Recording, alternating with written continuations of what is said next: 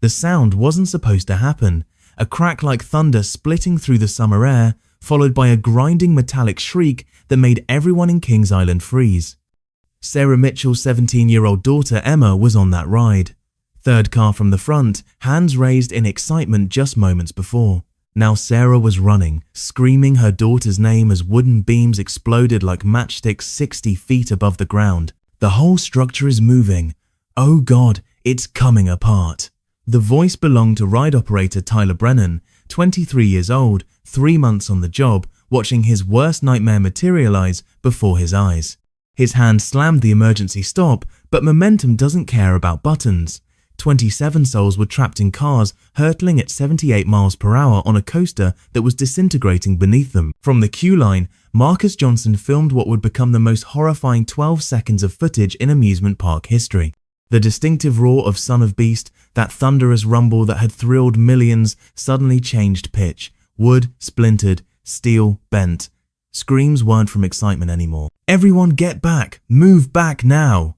Security rushed forward as a support beam the size of a telephone pole crashed into the plaza below. In the maintenance shed, veteran engineer Robert Chen heard the structural failure through the walls and knew immediately what it meant. 18 months of warnings, dozens of reports, countless pleas to management, all ignored for the sake of keeping the world's tallest wooden roller coaster operational. June 16, 2009. Kings Island, Mason, Ohio, 2:43 p.m. Temperature 94 degrees. 27 riders were experiencing what investigators would later call catastrophic structural failure at maximum velocity.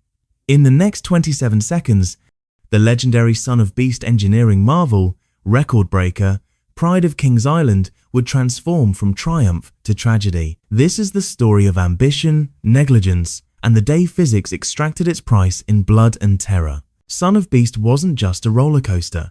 It was a declaration of war against the limits of physics, engineering, and common sense. When Kings Island announced the project in 1999, the amusement park industry collectively gasped. They wanted to build the tallest, fastest, only looping wooden roller coaster in history, a monument to human ambition that would dwarf even their legendary beast. The original beast, built in 1979, was already a marvel. But park executives wanted more. They wanted to break every record, push every boundary, create something that would draw visitors from around the world. The specifications were staggering. 218 feet tall, 78.3 mph top speed, 732 feet of track, and most audaciously, a 118-foot vertical loop, something never before attempted on a wooden coaster. They called us crazy, remembered James Patterson, lead designer for Roller Coaster Corporation of America. Wooden coasters aren't meant to handle those forces. Wood flexes, it ages, it responds to weather. But Kings Island insisted. They wanted the impossible, and they were willing to pay for it. The construction budget ballooned to $20 million, making it the most expensive wooden roller coaster ever built. Every beam was specially treated, every joint reinforced with steel plates, every curve calculated to the millimeter. The loop alone required 2,000 pounds of wood and steel, creating a structure so massive it could be seen from 5 miles away. From the beginning, there were concerns. Traditional wooden coasters rarely exceeded 125 feet. Son of Beast would nearly double that. The forces generated would push materials to their absolute limits. During construction, 3 different engineering firms raised red flags about long-term structural integrity. Werner Stengel, the legendary coaster designer who consulted on the project, privately expressed reservations about the massive loop stress points. Wood has been used for coasters for over a century, explained Dr. Michael Torres, a structural engineer from MIT who later analyzed the design. But there's a reason they stayed relatively small. Wood fatigues. Every ride, every vibration, every weather change adds microscopic damage. Scale that up to Son of Beast size and you're essentially building a time bomb. The park pushed forward. Marketing campaigns branded it the sequel that surpasses the original. Opening day, May 26, 2000, drew 47,000 visitors. The first riders emerged shaking, some from excitement, others from something else. From day one, Son of Beast had a reputation for being extraordinarily rough, even by wooden coaster standards. "It felt like being in a paint mixer," recalled Jennifer Walsh, who rode it opening weekend. "My back hurt for a week, but we thought that was part of the thrill, the price you paid for riding something so extreme." Kings Island dismissed early complaints as typical for a new wooden coaster that needed to settle. They pointed to ridership numbers over 1.5 million in the first year as proof of success, but behind the scenes, maintenance crews were already fighting a losing battle. The extreme forces were causing unprecedented wear. Bolts loosened daily, wood cracked weekly, the track required constant adjustment. The loop, that engineering marvel that made Son of Beast unique, was particularly problematic. The transition from wooden track to steel loop and back created stress points that deteriorated faster than anticipated. By 2006, after numerous complaints and a series of minor injuries, the park made the unprecedented decision to remove the loop entirely, spending $6.5 million to reprofile that section of track. "Removing the loop should have been a wake-up call," said Richard Martinez, a former Kings Island maintenance supervisor. "If the signature element of your record-breaking coaster is too dangerous to keep, what does that say about the rest of it?" But Kings Island had invested too much to back down. Son of Beast was featured in national advertising campaigns, drew tourists from overseas, and remained one of the park's signature attractions despite its growing reputation for roughness. The park implemented new trains with better suspension, added padding, posted extensive warning signs about the intense nature of the ride. They did everything except address the fundamental problem. The structure itself was failing. Internal maintenance logs, later subpoenaed during litigation, revealed the extent of the ongoing crisis. Daily inspections found new stress fractures. Weekly reports documented loose bolts, shifting track sections, and support beams showing signs of fatigue. The ride required more maintenance hours than any three other coasters combined, yet it continued to operate, carrying over 20 riders per week during peak season. By 2009, Son of Beast had been operating for 9 years, a relatively short time for a major coaster, but an eternity for a structure under such extreme stress. The wood, subjected to forces it was never meant to endure, weathering Ohio's harsh winters and humid summers, carrying millions of riders at unprecedented speeds, was reaching its breaking point. Everyone in maintenance knew it, some executives suspected it, but the financial reality that Kings Island couldn't afford to lose its star attraction kept Son of Beast running. The incident reports read like a countdown to disaster. July 9, 2006. 12 riders hospitalized with neck and back injuries after a support beam cracked mid-ride. October 2007, emergency evacuation when inspectors discovered a 10-inch split in a main support column. March 2009, 3 maintenance workers refused to certify the ride as safe, citing imminent structural failure. Each time, Kings Island found ways to continue operations. "We were documenting everything," revealed Thomas Bradley, a former safety inspector who worked at Kings Island from 2005 to 2009.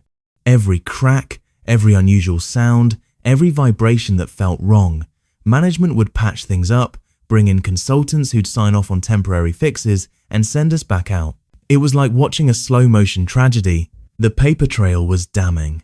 Between 2000 and 2009, Son of Beast generated more injury reports than the park's other 15 coasters combined. Riders regularly complained of headaches, back pain, and neck injuries.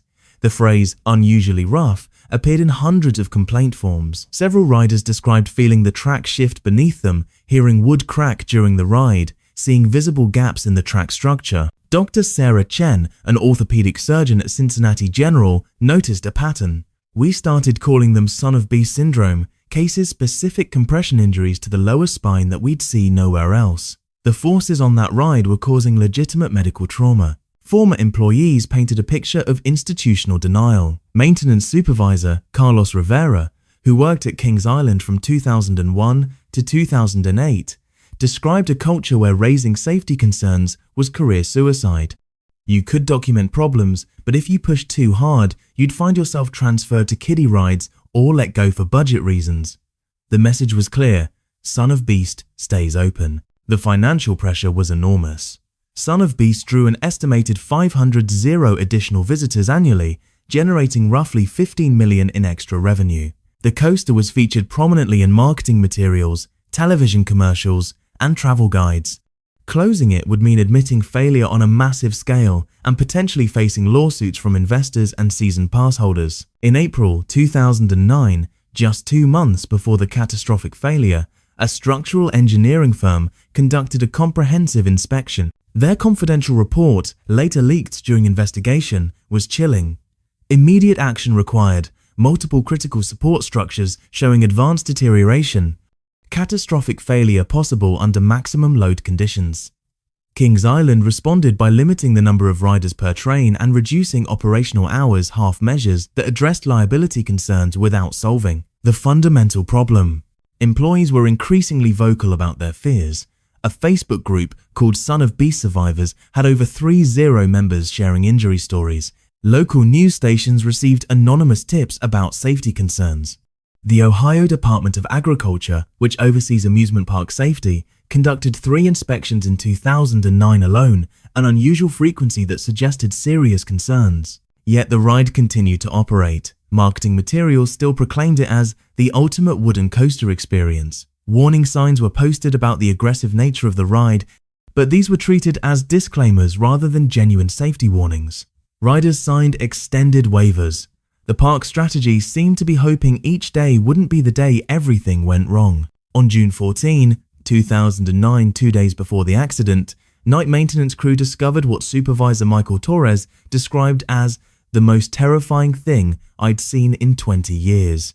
A main support beam, one of 4 critical structures holding up the ride's highest point, had a crack running nearly its entire length. The wood was held together primarily by steel reinforcement plates that were themselves showing stress fractures. The discovery triggered an emergency meeting. Engineers were called in, executives debated. The consensus was to implement an emergency repair, essentially bandaging a severed artery. Steel cables were added for additional support. Extra bolts were installed. The beam was wrapped in steel bands. The repair was completed at 4 a.m. on June 16, just 6 hours before the park opened. Robert Chen, the engineer who supervised the emergency repair, would later testify, "I told them we needed at least 72 hours to properly assess the fix. They gave us 6.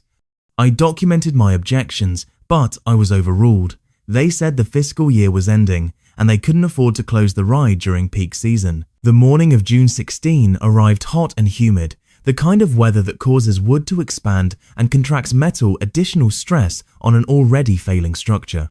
Morning inspection noted unusual creaking and visible movement in support structures, but deemed the ride operational with restrictions. The restriction? No more than 20 riders per cycle instead of the usual 36. It was like taking a few bullets out of a loaded gun pointed at innocent people. June 16, 2009 began with temperatures already hitting 87 degrees by 9 a.m. The humidity was oppressive, the kind that makes Ohio summers notorious.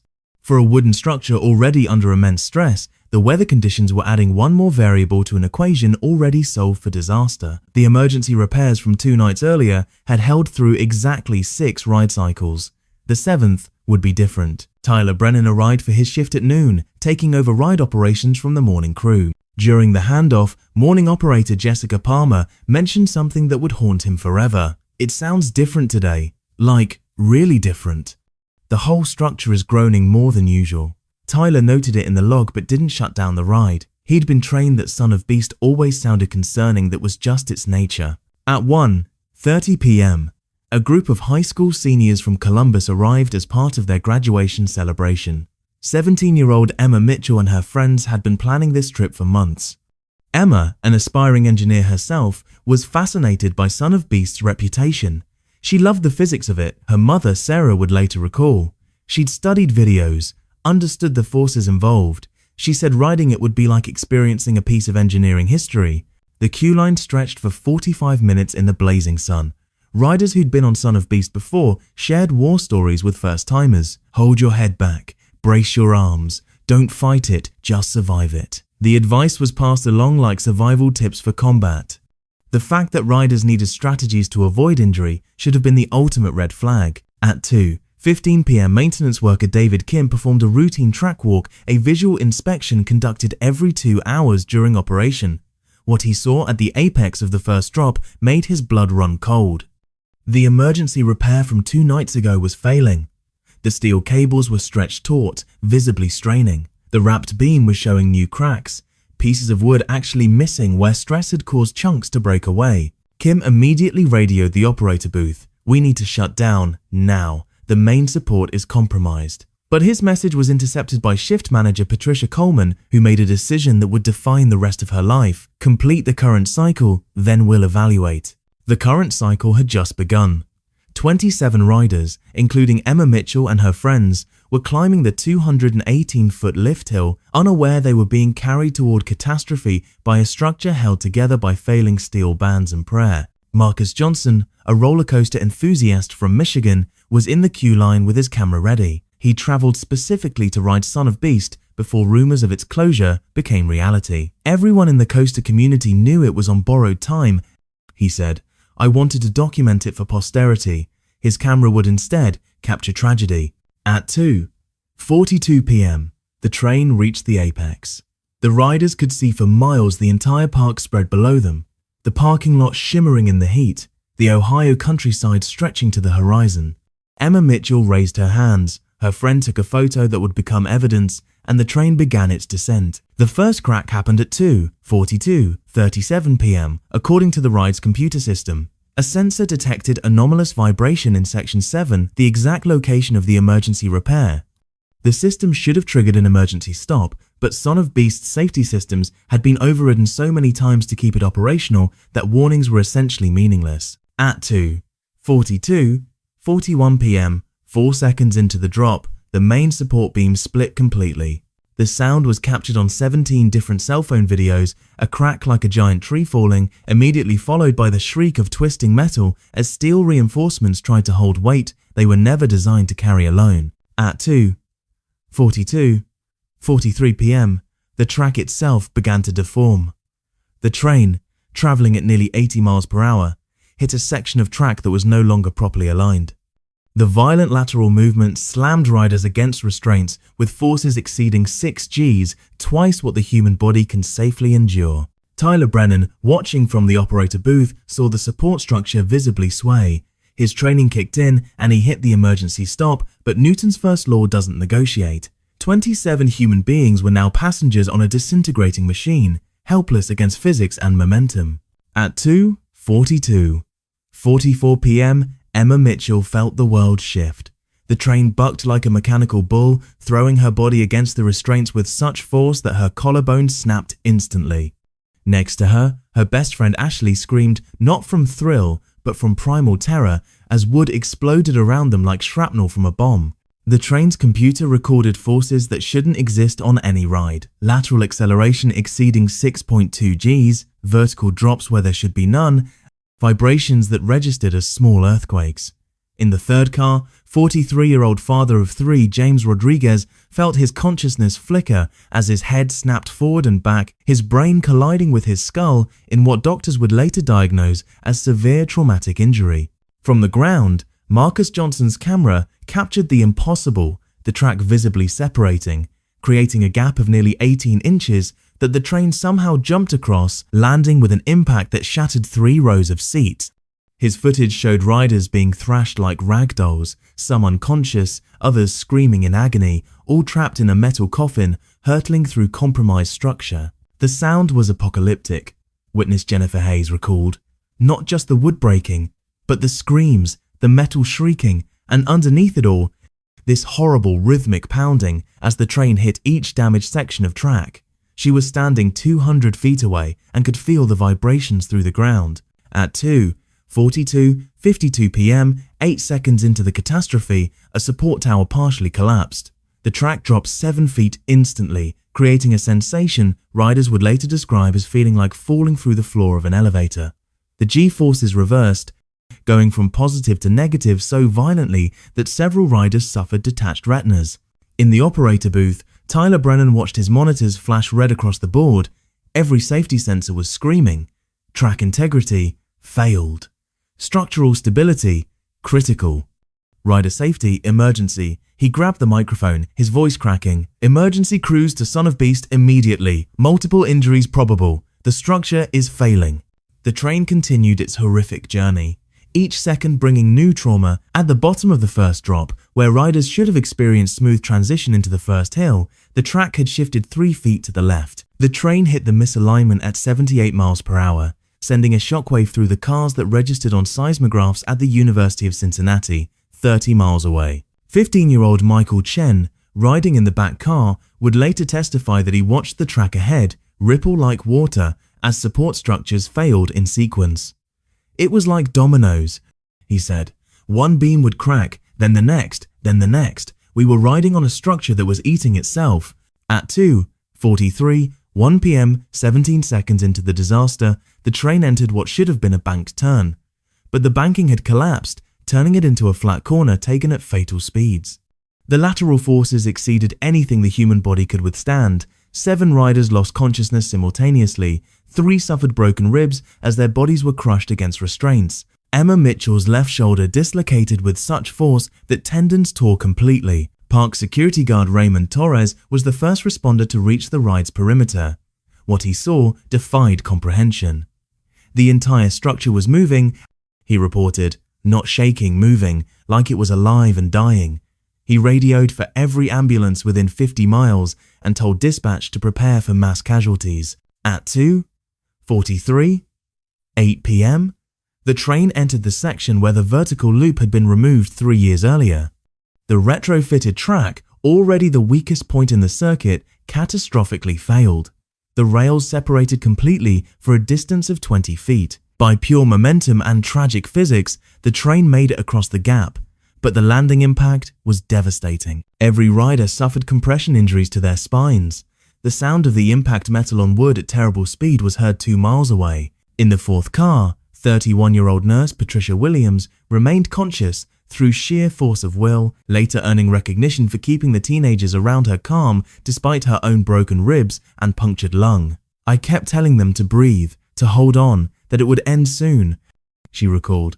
"I didn't know if we would survive, but panic would have made it worse." At 2:43, 10 p.m., 27 seconds after the first failure, the train finally, mercifully, entered the brake run. But even this final section had been compromised.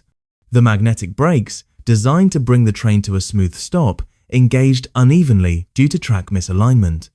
The train slammed to a halt with such violence that every rider suffered whiplash. Emma Mitchell's head snapped forward one final time, rendering her unconscious. Tyler Brennan hit every emergency button on his console. Sirens wailed across the park. The platform filled with EMTs, security, and maintenance crews who stood in shocked silence at what they saw. The train looked like it had been through a war. Seats were bent, some completely broken. Blood was visible on restraints. Several riders were unconscious. Others were crying, moaning, or sitting in stunned silence. The evacuation took 43 minutes. Some riders had to be cut from their restraints. Emma Mitchell was among the first removed, unconscious, and showing signs of severe head trauma. Her mother Sarah, who had been waiting at the exit, broke through security lines, screaming her daughter's name. The image of her cradling Emma's unconscious form would become the defining photograph of the tragedy. 27 riders had boarded Son of Beast for what should have been a 2-minute thrill ride. All 27 would leave in ambulances. 12 were admitted to intensive care.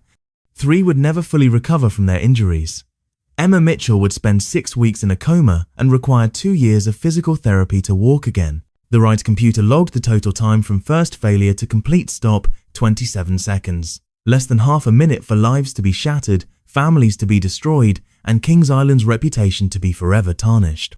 The wooden giant that had stood as a monument to human ambition had revealed itself as a testament to human hubris. In the investigation that followed, federal inspectors would call it the most catastrophic structural failure in American amusement park history. The ride would never operate again, standing silent for 3 years before being demolished in 2012.